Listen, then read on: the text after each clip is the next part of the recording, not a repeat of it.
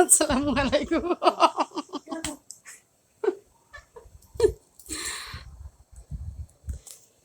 দেখুন বিয়ান তো বালা অত সুন্দর সুন্দর কত জাতি পিঠা বানিয়ে খাওয়াইলাম গই লগে হান্দে সিগুই লগে ছয় পিঠা এগুলো লগে নুন ভরা লগে ডিম আর গরুর মাংস তারপরে মিজা দেখো যে মিজা যে খেট খেট করে।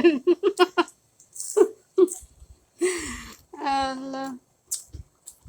দেখো আমি তোমারে কত কষ্ট করে ঈদুত কিচ্ছু না কিন্তু রোজা ঈদও না কোরবানি ঈদ না রোজা ঈদ গেছে কি এক মাস আগে আর কোরবানি ঈদ আবার এক মাস বাকি আছে তারপরে আমি তোমার কত জাতি পিঠা বানাই খাওয়াইলাম। ভালোবাসা থাকলে সবসময় পাওয়া যায়। গোয়ান দেশ খাওয়া শেষ মাত্র 3টা পিঠা রয়েছে আর এগুলো কি 6 পিঠা নুন গড়া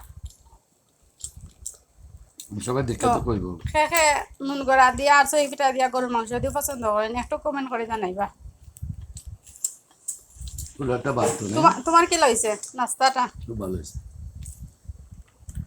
আর একটু জাল হলে মজা হইতো জাল তরিয়ানো লাগে একটু কম বেশি ঘরে ছোট মানুষ থাকলে একটু জাল দিল কমও লাগে তো যাই হোক